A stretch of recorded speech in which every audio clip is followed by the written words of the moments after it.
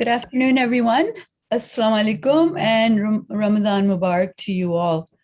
Thank you for joining us this afternoon. On behalf of the Canadian Council of Muslim Women, I welcome you all to our live session on Facebook in support of our Ramadan fundraiser to support Nisa homes. CCMW is a national not-for-profit organization committed to the equality, equity, and empowerment of Canadian Muslim women and girls. We're thrilled with the opportunity to partner with Nisa Homes on our Ramadan fundraising campaign titled Keep Our Sisters Safe. Nisa Homes is a non-government, not-for-profit charitable organization that provides a safe haven and support services to women, children, and families who are experiencing homelessness and or domestic and family violence, poverty, or seeking asylum. 50% of Nisa Homes clients are women fleeing intimate partner violence, and 48% are children under the age of 14. We all know that the pandemic has had a disproportionate impact on women, especially racialized women. This makes the work of Nisa Homes all the more important. They have received more than 6,000 calls for assistance to date and have sheltered over 800 women so far. They have 3,000 plus remote clients as well as 7 homes across Canada. With the surge in domestic violence during the pandemic, the need for their services has increased. Our campaign will help them sustain their current services as well as help them open more homes across Canada. They plan to open one more home in Montreal later this year and others in Halifax and Winnipeg next year. I'm going to share some campaign details with you now. So we launched our campaign titled Keep Our Sisters Safe this Ramadan on April 10th, and we will continue until May the 23rd. We initially started with a goal of 5,000, but alhamdulillah, thank God, we have now increased our goal to 15,000 due to the overwhelming support we have received so far. We know that Ramadan is a month of giving and hope you can help keep our sisters safe this Ramadan. Tax receipts will be issued to donors. I'm going to share with you how to donate. So you can do it on online via LaunchGood at www.launchgood.com/keep our sisters safe, or you could send an e-transfer to info@nisahomes.com. And you can also issue a check payable to Nisa Homes, and you can mail it to 115 Matheson Boulevard West, Unit 214 in Mississauga, Ontario, postal code L5R3L1. I'd like to remind you that if you have any questions, you could add your questions to the comment box on Facebook, and we will attempt to answer your questions later on after all of our speakers have completed their presentations. So now it gives me great pleasure to introduce you to Nina Karachi Khalid, the president of Canadian Council of Muslim Women. Nina? Assalamu alaikum, everyone. Thank you for taking time out of your day to be with us on this sunny Sunday in Ramadan. These blessed days of Ramadan are filled with fasting and prayer and reading Quran. We're also reminded of the importance of charity in Islam. We know the positive impact of our charity on the lives of those who are needy. But what we sometimes forget is the blessings that are bestowed on those who are generous with their wealth, with their knowledge, their time, and their compassion. We are taught that charity purifies our wealth. Chapter 99, verse 7 of the Quran states that whoever has done an atom's weight of good will see it. We will see what we did on that day of resurrection when we will be held to account for our life on this earth. Even giving a half of a date in charity can save us from God's wrath. May God have mercy on all of us, and may He forgive us for our shortcomings. When we pray and contemplate God's greatness and mercy, we inevitably feel grateful for all of our blessings. We think about our fellow human beings and what it means to be part of a civilization. I came across this amazing story that Dr. Ira Byock, an American physician, once related. He explained that years ago, the famous American anthropologist from the 1960s and 70s, named Margaret Mead, was asked by a student what she considered to be the first sign of civilization in a culture. The student expected Mead to talk about fish hooks or clay pots or grinding stones, but no, Mead said that the first sign of civilization in an ancient culture was a femur or a thigh bone that had been broken and then healed. Mead explained that in the animal kingdom, if you break your leg, you die.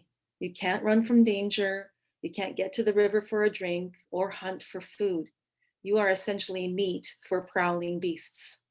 No animal survives a broken leg long enough for the bone to heal. But a broken femur that is healed is evidence that someone has taken time to stay with the one who fell, has bound up the wound, has carried the person to safety, and has tended the person through recovery.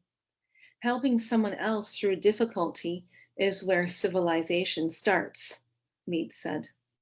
We are at our best when we serve others and when we are civilized.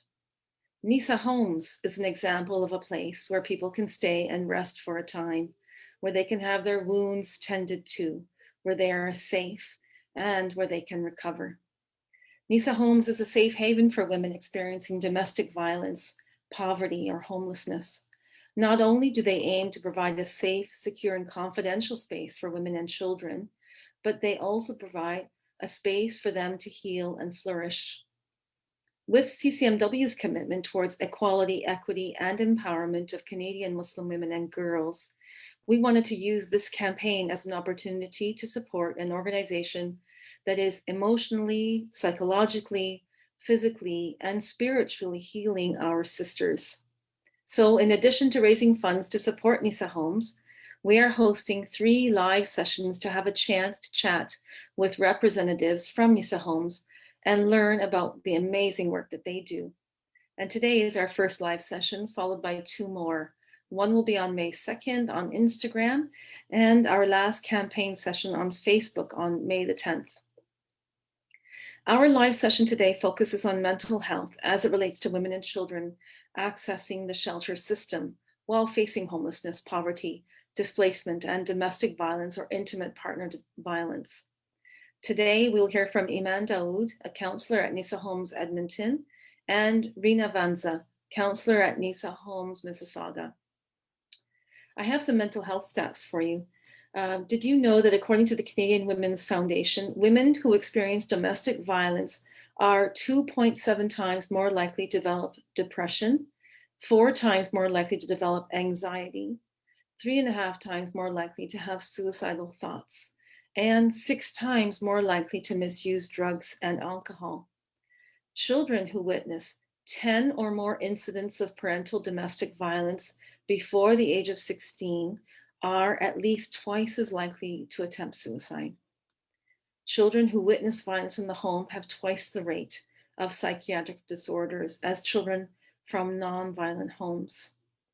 Now, to give us more context, I'd like to pass this along to Iman Daoud, a counselor at Nisa Homes Edmonton, and Rina Vanza, counselor at Nisa Homes Mississauga. Welcome, Iman and Rina, to our live event. I hand it over to you to share more information about your work and the women and children you serve, especially as it relates to mental health. Thank you. Thank you. Assalamu alaikum, everyone. My name is Iman. Thank you. Sorry, I think we'll be interrupting each other because, yeah, there you are. I can see you now. Thank you, Nina. That was beautifully said. My name is Rina Vanza, and I am the counselor at the Mississauga Home. We first of all want to thank you for this platform, for providing us the space to speak about this very important topic, which is often overlooked. And yeah, we're actually open for you guys to ask us any questions. We have a whole bunch of stuff to share, but we're very open to anyone who wants to ask any questions. A lot of people wonder, what is this Homes? What do we do? So please, if anyone in your audiences, you guys want to even start us off with questions, we can go right ahead with that.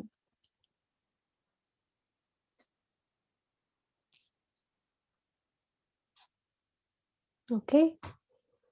Iman, It- why don't you to say a little yeah. bit about what you do at the Edmonton home, and then I will chime in with you and we can compare and contrast our work at the other homes. Yeah, sounds good. So I'm a counselor at the Edmonton Nisa Homes, and essentially my role here at Nisa Homes is to provide mental health counseling and to provide emotional support, right? And provide the women here with tools that they need to be successful, right? Throughout their journey here at the shelter and then beyond as well. Mental health is such a major issue, right? And it's a major issue that has remained largely unaddressed in many shelter systems, and which is why it's so important for Nisa Homes as an organization to kind of be pioneers in this area and to bring and show the importance of mental health and mental health support right in our shelters through our work. And so one of the things that we've done across Nisa Homes is we've implemented mental health counseling across the shelters across Canada. And it's so important because a lot of the women and the children that come to us deal with so many mental health issues, right? A lot of shelters, people go into it and the main focus is, let's get you back on your feet again. Let's get you a job. Let's get you into housing. But what is largely missed, right, and overlooked in all of that is that in order to be like independent, to be self-sufficient, to for all of these things like work and for right, like finding a home and being independent, for those things to work out, the woman and the children, right, need to have like a secure base, right? And that Absolutely. really has a lot to do with mental health, right? If their mental health is not sufficient, if they're not working on it, that can really negatively impact their journeys. And so that's why mental health is so important for us. And so right from the beginning, when women come in, right, I meet with them and I meet with the families and we talk about what's going on, what they've been through, what they need support in, right? And that's such a big part of our role from the beginning all the way to the end.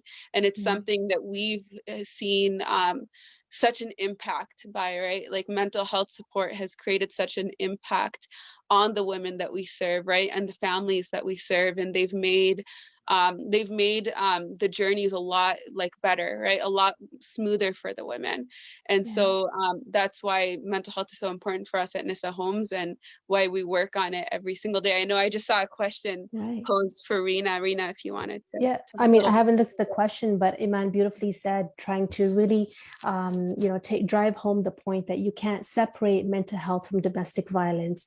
A lot of people think that, it's all about integration in terms of finding housing. However, Iman pointed out very beautifully that, the women that come into Nisa Homes have undergone trauma, right? And when we're dealing with trauma, we're dealing with somebody that is not able to function to their best. So part of our job at Nisa Homes, Iman and mine and the other counselors, is to provide that sense of safety, to provide stabilization so that we can work with those women, give them that safe space in order for them to then complete the casework, which is the housing process, the job process, and then to be integrated into society. And so is there a question right there? I mean, it's too bad that, we don't have the pioneers to talk about this, but Nisa Homes was essentially created, to address a gap. There were a lot of women, Muslim women in shelters many years ago. I think about almost 14 years ago, I did a study with a whole bunch of researchers, and we were just looking at the experience of women in shelters, the experiences of Muslim women in shelters, and we did a small qualitative study, and we created surveys. We gave it to Muslim women, we gave it to staff, and we were just looking at data around what is the Muslim experience, what is the Muslim woman experience at mainstream shelters. Are there any barriers? How can we help? And believe it or not, years went by, we did that study, and I think almost 8 years later, I was told that the first Nisa Homes was actually created, mashallah. And so Nisa Homes is exactly that. It was created to address the gaps that were not being filled in mainstream shelters, which are providing safe haven for Muslim specific needs, such as prayer space, female staff, halal food, trauma-informed care that takes into perspective religiosity and cultural adaptations. So I hope that answers your question. We start off with 1, and now we have 7 going on 8, because unfortunately, as Iman will agree with me, the need is there. It's a very unfortunate thing to say that we have 8 homes. We're super happy about that, but it's quite bittersweet to be happy about that, because that reflects the need in the community. So I hope that answers your question. And Iman, maybe you want to take this one here, and I'll follow up with you. Of It course. says, Yeah. yeah, go ahead. I want to reiterate everything that Rina said, right? Like, there is such a major need in the Muslim community for a safe space, for a shelter for women, especially not just in the Muslim community, right? In a lot of diverse communities, and a lot of ethnic communities, BIPOC communities, there's a lot of stigma, and on top of stigma, right, the resources that are there are not sufficient, and they don't meet the needs, right? They don't address, like, as was posed in the question, like the diversity and like the intersectionality, right, of Muslim women. And so that's a major thing that we focus on at Nisa Homes, right? We provide a safe space, but we also provide a safe space that is that's designed in a culturally competent way, right? We really focus on making sure every woman that comes in through the door has what she needs to feel safe and feel comfortable. It is a big step for a woman to leave her home, right? And to change her life, especially a lot of the women that come to us, they might be immigrants, they might be new immigrants, right? They might not have much of a footing here. They might not have much of an understanding of the system and whatnot. And so that's what happens when they go to other shelters that aren't Nisa Homes, is they find these other barriers, and those barriers are like the barriers to diversity, the barriers in language, the barriers in culture. And we as an organization want to get rid of those barriers. We want to break down those barriers, right? We want women to feel safe. We want women to have a safe space where they're not feeling threatened, where they feel that whatever their religion is, right, that it's respected, whatever their cultural values are, that it's respected, right? And that's so Absolutely. important with dealing with women, especially who've been through trauma, right? Because trauma is such a major issue, right, that we come across in our homes every single day. And it can have such an impact. A lot of the women that come here come with many risk factors, like I said earlier, like domestic violence, abuse, family and social disruption, like neglect, things like that. And so these things create so many barriers. And so for us, it's important that, yes, we understand that, we can't necessarily deal with all of the major mental health issues right away in a short period, but we can at the very least address mental health, and then also take out these barriers to mental health, right? So taking out the barriers, like lack of lack of a safe space, taking out the barriers, right, by making the women feel comfortable and accepted regardless of their backgrounds. For sure. And just to add to that is, how do the women see it? They see it through us, our programming. Nisa Homes represents a very multicultural, diverse staff. The women, the staff, the volunteers are there from every ethnic background you can think of. We speak a diverse range of languages. We come from different countries, different orientations, many things this is where we allow the barriers to drop. They see themselves in us. So this is where Nisa Homes tries their best to ensure that we provide this safety to these women. And so I hope that also answered your question. And obviously we're birthing in these concepts. We're always working with each other. We're collaborating with different organizations, with universities, different shelters, training them, seeking training from them in order to address this gap. Because yes, organizations, a Muslim organization, we have gaps, and we are trying to fulfill those gaps by collaborative practices and best practices. We want to be a shelter that provides services in the best practice possible. Right. Any other questions? Because I like the fact that the questions come in makes our stories and language a bit easier. So are there any other questions out there that we can help answer? Right. So the way the assessment is done, we are supportive counselors. Nisa Homes has a counselor in each province, in each home. We are all certified either psychotherapists or social workers in our other jobs. Many of us have Nisa Homes as our second job as well. And so we are qualified to do assessments, but we are here as supportive counselors just because the stay of a resident can be anywhere from 0 to 3 months, right? So we don't get into very diagnostic treatment plans and things like that, because part of our work is connecting the client to the resources out there where they can get long-term therapy. At the same time, ensuring that we are providing a supportive space. We are doing, in terms of assessments, we will do a risk assessment to ensure there's no harm to self or others. We will do a safety assessment. We will do safety planning. And then we follow sort of wellness codes where we help women with, basic coping strategies. We are trained psychotherapists and social workers. So when we do identify something, we are very quick to refer outside to long-term resources. So doctors and to other therapists, free counseling out there. Anything else, Iman, comes to your mind in terms of mental health? Yeah, definitely. I agree with everything you said, right? One thing that we really emphasize, right, is the continuity of care, the long-term continuity of care. And we are very cognizant and aware of the fact that these women, we're only here with them, right, one-on-one for only a few months. And so the issues of mental health go beyond, after rehousing, right? So housing does not solve the issue. Like getting them out of their situation doesn't necessarily resolve the issue. A lot of these women leave with their homes with many mental health issues and mental health issues that take a very long time to deal with. So we're very cognizant of that, and we want to get rid of that barrier after rehousing. And one way that we do that is, like you said, Rina, by referring them to long-term resources and care. I think the mental health world is like very difficult, I think, for new immigrants to navigate, for a lot of people to navigate. And it's because it's designed in such a way that like a lot of clinics are more geared to like the middle upper class. And so we're kind of here to like break that barrier and, and help people who wouldn't otherwise have access to these resources, obtain these resources so that they can obtain long-term success. I saw Right. that there was another question here.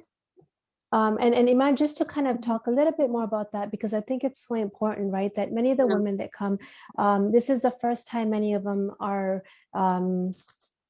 getting mental health care, right? So part of our job is to destigmatize what mental health is and to make it okay, to psychoeducate around what does it mean to take care of your mental health, because a lot of women come with all these labels and these stigmas around, I'm not crazy, or I don't need mental health care, because when we're talking about abuse, we're talking about even emotional abuse, right? Use of names, calling, making the woman or the survivor look like they have something wrong with them. There's nothing wrong with the perpetrator. So they come in with that language, nothing's wrong with me, I don't need mental health care, right? So part of our job is to psychoeducate, destigmatize, create safety around mental health. And there's another question about non-Muslim women. Yes, we do. We do accept non-Muslim women. We have to understand that the mainstream shelters out there, there are many. The Muslim shelters are little. And so our first priority goes to the Muslim women out there, because the space provides all the necessary tools for Muslim women in terms of, the prayer space and the Quran and the halal food and things like that, the hijab. They can roam around the shelter in a hijab-free zone. They don't have to worry about males coming in. If there are going to be males, we ensure that they're told in advance so they can cover, because we have staff that comes in for like electric reasons or fixing things and things like that. So the answer to that question is, it is mainly, firstly, for Muslim women. When we have bed space, we do not say no to anyone that needs. I've worked with many non-Muslim women, and at the same time, we culturally adapt for them as well. So providing them the services they need. If they are someone that requires, connection to a church, then we would connect them to a church. If they require connection to something that fits their religious and cultural values, then we would do that. So yeah. Yeah, I You want to definitely add to agree that? with that. Yeah, Mhm. no, I definitely agree with that, right? Yes, like you said, like the way the shelter is designed, right? It's supposed to be a safe space and offer like a safe space for Muslim women, and that's kind of who we primarily serve. But at the same time, this is also just a safe space for women, Right. first and foremost, a safe space for women. We don't, we don't differentiate, right? Especially doesn't matter to us what religion, what ethnicity, what background, what orientation. Like we don't consider those factors necessarily. We are focused on providing a safe space for women, and the way it's designed, right? The way it's designed, this is a safe space for women in general, right? Right. So a lot of the women that come here, like I said, deal with trauma, and so having a safe space where they don't have to deal with like maybe males, or don't have to deal with the opposite sex, right? Like that also creates a safe space for women overall who've been exposed to trauma and abuse, and who might not feel comfortable in a home where like there's co-living, right? And so I think that's really important, right? Because for us, Sure. we are important. We are committed to like cultural diversity, and we're committed to like openness, right? And so a lot of the women I've worked with are maybe like Hindu or Catholic or Muslim. So I've worked with a range of women, like Rena said, and like she said, we're really focused on being culturally competent in our practice with everyone that comes in through the door. One of my first clients, I believe she was originally from India, and so she only spoke Hindi, and she was also like, she wasn't Muslim, right? And so one of the things that I did for her to make her feel more comfortable, right, is we would talk about her different practices and things that helped her, like meditation, for example, and I incorporated that in a way into into our work together, to help her feel more supported. And I even like worked with her to like learn little words and things like that in her language to improve like our communication right together. So for us, it doesn't matter who comes in through the door. We go above and beyond for everyone. Absolutely. And Iman, it's nice how you said that because of the amount of tidbits of different languages I've picked on. It's women are shocked when I'm speaking like, now I speak almost 8 languages, and many of them I've strengthened because of the diversity of women that come into Yeah. our homes, right? So Mhm. how quickly are women accepted into the system from intake to admitting them?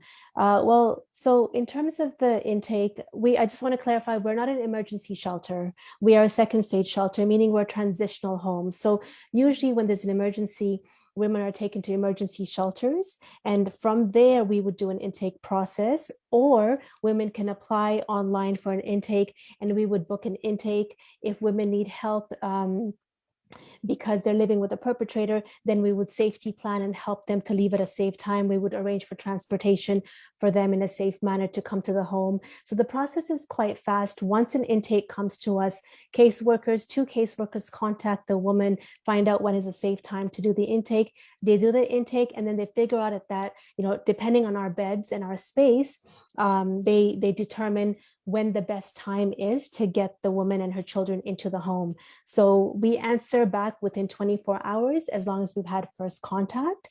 So it's not a delayed process unless, unfortunately, we have a lack of beds, and then we put women on a waiting list. And depending on what gets free, whether it's a single bed or a room or the basement with a couple of beds, then it'll all depend on those factors and how fast a woman can come in. Okay, and Iman, I'll ask you the next question here. What is the most difficult part of your work in resettling women and children? Definitely. I think one of the obviously mental health itself is a journey, right? It's not like a straightforward road. It's filled with ups and downs, and I think that it's a difficult thing to deal with, right, and to manage, right? Is like instilling these women with hope, and also helping them understand the trauma process, and what they're going through, right, is part of that process of healing. And so I think that is definitely difficult, but we overcome it, right, through many different ways.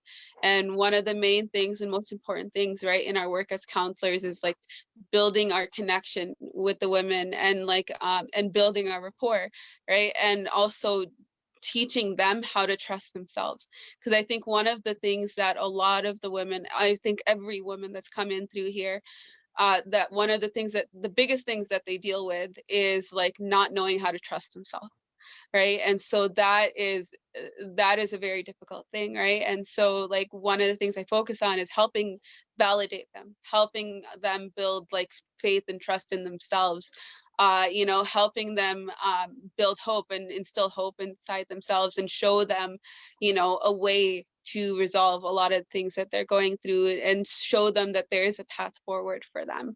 Right. And so, yeah, like I said, we do it through so many different ways, through one-on-one counseling, through group counseling, right? Not every approach works for everyone. And so we try to be very diverse in our approaches, and we approach things in many different ways, right? Some women don't necessarily take to traditional forms of counseling, right? And so maybe it's one thing that that helps them more. So for example, I've had some women who don't necessarily take through the traditional kind of talking counseling.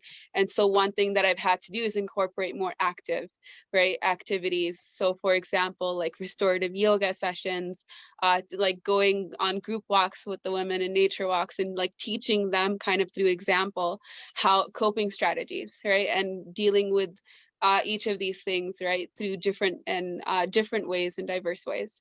Yeah, that you touched on the women's part beautifully, and I'll just touch on, for me, because I've been here at Nisa Homes for quite a few years, is the funding part, right? I've seen Nisa Homes come from its birthing stages right after it to where it is now, and so I've seen the battles and the frustrations of funding, and I know Iman would attest to how much I talk about the importance of funding. We don't get a lot of funding from the government, and so us trying to provide best practices and best services to this vulnerable, marginalized population who's been through trauma, it can get quite difficult because it does cost money to hire people that are qualified to provide children with care from ECE workers or behavior therapists or other types of specialties. It does cost money. So part of my frustration is the funding, and the other one for me would be in terms of resettling. It's the wait lists out there in terms of housing, right? There's an up to 10-year waiting list for women to get government subsidized housing. Where do these women get good jobs that can pay, good housing, good neighborhoods for themselves and their children? It's frustrating. I have women come in, and very rarely in all the years has a woman gotten housing within the first year. As I said, waiting lists are up to 10 years in Ontario. So that would probably be two of the biggest frustrating or difficult parts. But it's hopeful. I always tell women that come in all the years that I've been here, do you see anyone else still here? Somehow, through all the struggles, we work together as a team and we reintegrate them back into the community. And so this is what keeps us going, that there's hope. We can work together, we can squeeze the minimum resources, we can reach out to community members, and community members' roles are huge in the success of our work. Without you guys, we would not be able to do this work. So yeah. For those, any other questions? These are great questions. Anything else coming in? There was a question from Facebook. This is Ms. Het. Please elaborate, read different orientations. I think we missed that question. Could you please address that question? It was from Facebook. Okay, sure. I think you mean in terms of orientations. We're just talking about in terms of accepting women from diverse backgrounds. We're talking about the intersectionality and diversity of Muslim women, and so we are an organization that is open so long as you are homeless. That is our mandate. We help homeless women and children, and so that could be for many reasons. And so I think Iman was also talking about that we don't reject based on race, culture, or wherever you come from. So I hope that helps. Iman, if you want to add anything to that.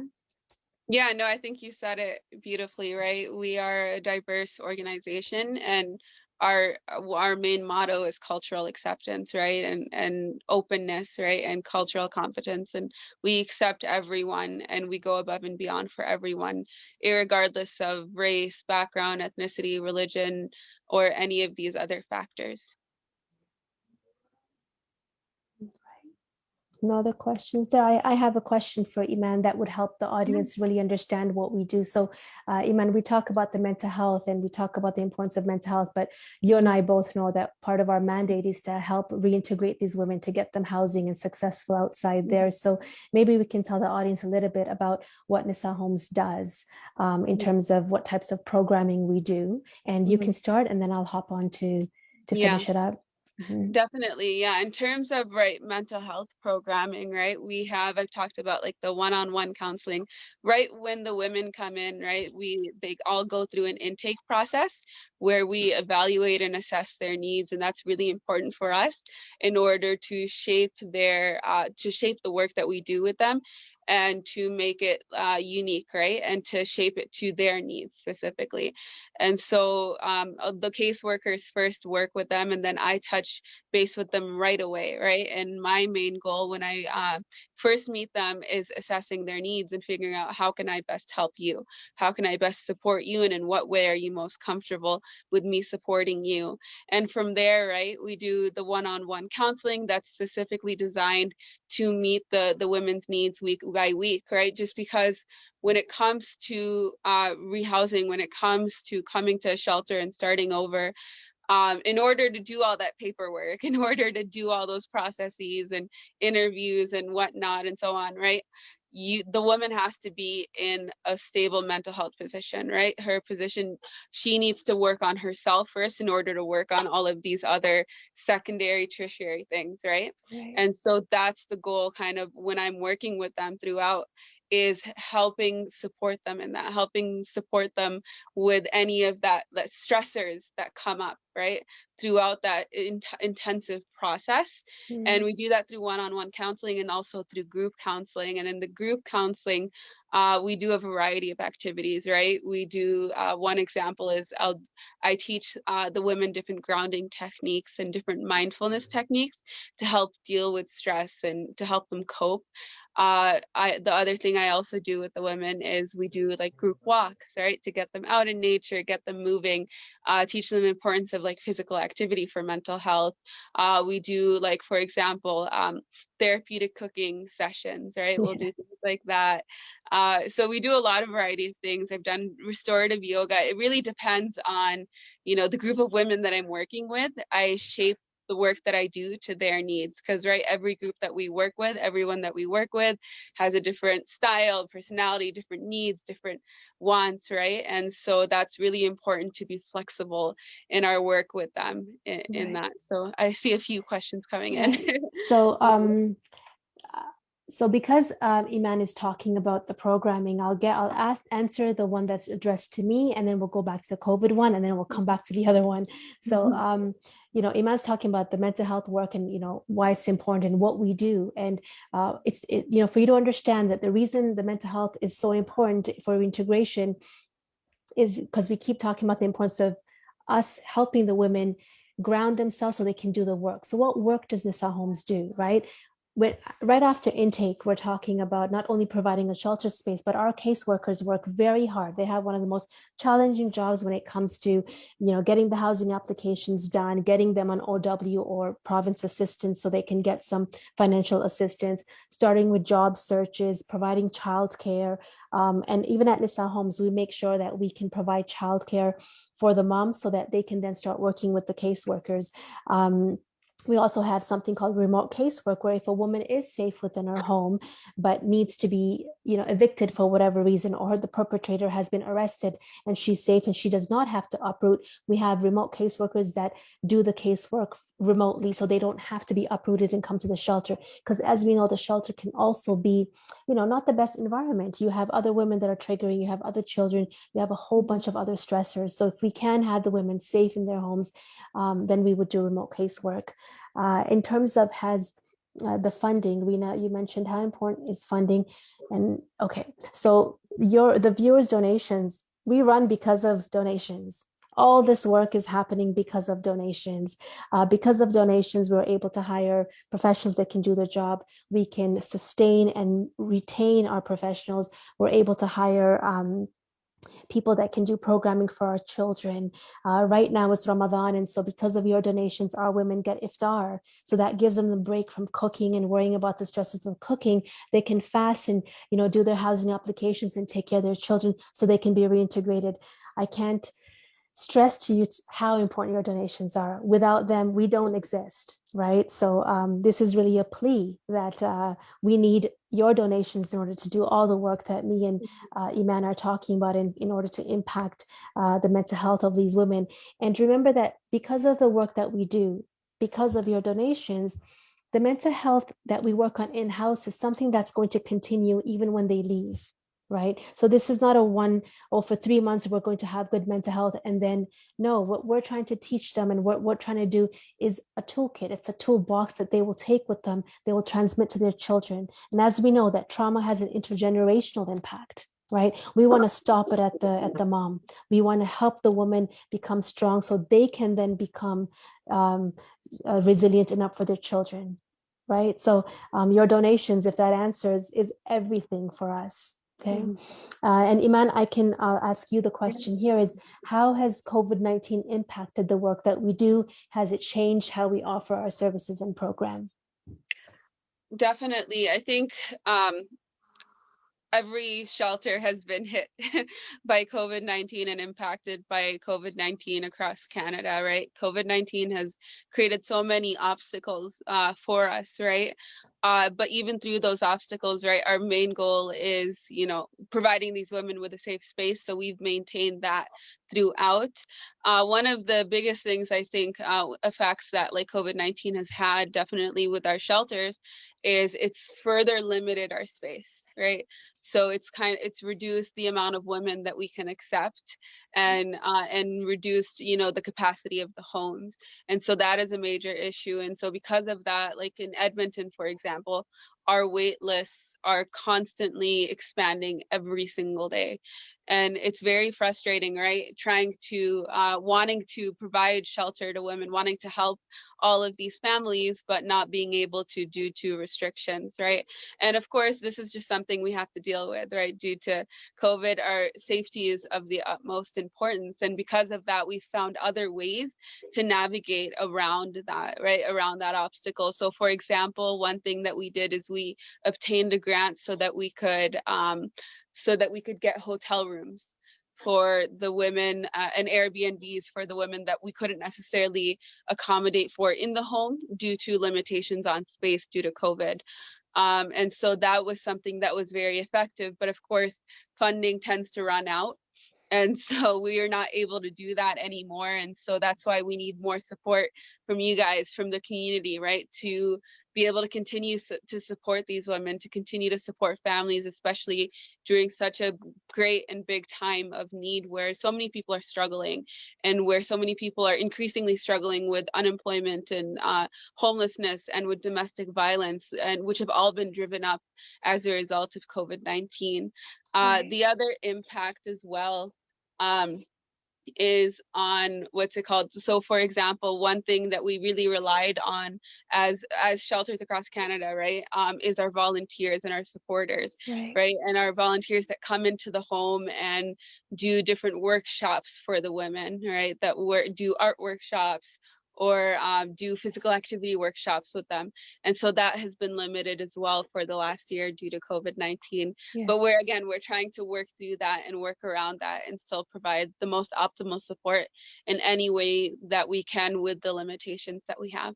Right. That's beautifully said. I don't have even much to add to that, except for one thing, which is the structure of our therapy. You talked about group therapy and our wellness cooking, which is one of our most popular wellness programs, because it really brings together women of all ethnic backgrounds to cook different foods and bond through food. And as we know, food bonds people, food bonds women. So one of the things that we've stopped doing is the groups because of COVID protocols. It is difficult. The women now come in and the children come in, and we're asking to isolate, right? Part of the healing process at Nisa Homes has been that communal support of each other. When a woman meets another woman who's gone through almost the exact same thing, there is that feeling of connectedness, and there's healing in connection. And so they talk, they learn from each other, they become resilient for support each other. And in that, there's a lot of healing. So that's been impacted because we've had to limit group sessions. We ask women to stay in their rooms more often. There's no communal gatherings anymore in the kitchen or in the living room areas. So, those things are adding. However, as Iman said, we try to be creative. And now with the weather getting better, we're hoping to do more gardening outside. Most of our homes have a garden, a bed out there. And just yesterday, I dropped off some soil and some seeds. We are both essential workers, so we work face to face. We have to go in. We're not online. So yeah, we do become creative, and we have learned to become very resourceful and use the staff that we have. Do we turn away women? No, alhamdulillah, we've had to say no because let's say our beds are full, and if we can't do it within the province or within the same area, then we would have to help the women find different shelters. So we're connected to shelters all across Ontario, and every province is connected to different shelters. And so we would work with other shelters to make sure that the women are provided a safe space, and they would go on a waiting list. And once we open up a bed, then we would call in and make that move. Mhm. Okay. Are there any? All right. So, Iman, I can ask you a question. What mental health challenges? We talk about trauma, right? Mhm. What other mental health challenges do our residents face? What do you see at the Edmonton House? Because I'm sure it's very Yeah. similar. Yeah, for sure. I think one of the two most prevalent like mental health challenges that women here in our shelters face is anxiety, and then second to that, depression. Right. I think those are two things that I find almost every woman who's come through here has dealt with, and something that we have to address, right, as counselors, because this is something that impacts their lives significantly. And then beyond that too is even just looking at the children that come in, right? Like I said earlier, when you are dealing with all these risk factors, all of these traumas, there's a host of issues that come with them. And so even the children, right, a lot of the children deal with anxiety. Some of the children come from immigrant homes where there isn't that much education, right, on mental health or on, for example, intellectual disabilities and whatnot. And so there those kind of issues that we have to deal with. Sometimes children are dealing with things like autism or dealing with other things, right, like depression and anxiety. And so those are things that we have to address as counselors and have to help them find support in. And so one thing that I do, especially with dealing with anxiety and depression, right, is I try to just do a lot of psychoeducation and mental health education on those areas. So for example, I have like a group education series that I do with the ladies that are here on stress and stress management, right, and anxiety management. So I teach them a lot about the factors that contribute to depression and to anxiety. I teach them how to recognize these symptoms, how to evaluate, right, and self-evaluate. And then I also teach them how to cope, right, and to manage with like the short-term effects of those symptoms, right? So different coping strategies, mindfulness strategies, meditation, and so on. And so and so those are, like, I would say those are the biggest issues that we deal with, and Yeah. something that we have to address every day. Absolutely. And I know there's questions coming in, but I just wanted you guys a little bit of, for you to understand that the women that come in, if we look at Maslow's hierarchy, and I hope you guys are familiar with that. A lot of people say, oh, we talk about mental health, but if we look at Maslow's hierarchy and we take away basic needs from anyone, I don't think any of us would be okay. And so we're working with the most basic need, which is safety, which is home, right? And Nisa Homes works to address that section of the Maslow's hierarchy. We have this, what does success look like? Yeah, I mean, mashallah. I mean, as I said, many of these women have never stayed back. Those are every single one of success stories. Does it mean they're without glitches? No, they keep in contact with us. I have women in the last 5 years that have still kept in contact. Success for us would be something for us as small. We think it's small, but it's huge. As a woman finding a home, helping her find that home. And I've had success like that where women have found their home and they've empowered to take steps towards their wellness and their living. And then I've had women who, define success in different ways, where they've contacted me and said, I'm in my PhD, I am traveling, I had my baby. I personally have actually had I've been at the hospital where women have given birth. I've been their partner to help them give birth. So I've welcomed newborn babies into the world with them. So for me to see a woman who came in with thinking she has nothing, who's been broken in so many pieces, to give birth and to find hope in that, to me, is success. So there's so many definitions of success, right? But over here for me, it would be they find a home, independence, integration, empowerment, hope within themselves. Those are all success stories for us. Iman, we're going to wrap up in 2 minutes. So if you want to finish up with that. Yeah, definitely. I agree with you, right? Like success can look like so many different things, right? And one of the questions here, actually from Facebook, that I wanted to address is, besides monetary contributions, is there any way that men can help, right? And we do get this question sometimes, right? And we definitely, Nisa Homes is definitely primarily women run, but there are definitely a lot of men that are part of our Nisa Homes community that support us, right, in many different ways. And so, for example, at Nisa Homes, like one of the things that we do for the families and women is we try and provide them with furniture and with other any resources or anything that they need to start up, right? And so one thing that we do is we get our volunteers to come and help us with moving things around, helping us with those kind of things. And so anytime there's like a volunteer opportunity, we reach out to the people in our community, regardless, right, of gender, to help us. And mashallah, there are so many people that are willing to help and go above and beyond. For example, I also work with someone in the Nisa Homes community, right, who he's a researcher. And so one way he's contributing is he's doing research at the U of A on what's it called, on mental health, right, and women's needs in shelters. And so that's one way that he's contributing, right, indirectly to the community. And so there are many different ways that people can contribute besides just monetary, right, monetary donations, right? So there's volunteers, there's so many volunteers, like I said, that come and provide support in the home and outside of the home as well, with making like food deliveries or making like wellness package deliveries and whatnot and so on. Thank you. All right. Well, thank you. That was so incredible, Iman and Rina. I'm in awe of what you do. And, you just presented all of this with such poise and comfort. So I'm sure that comes through in the work that you do and the counseling that you do. So thank you so very much. We got lots of questions. We addressed them as we were going through. So you did a great job of doing that. I didn't have to moderate. You did a terrific job, both of you. So thank you. I'm going to just wrap up by saying that we have planned 2 more live streams.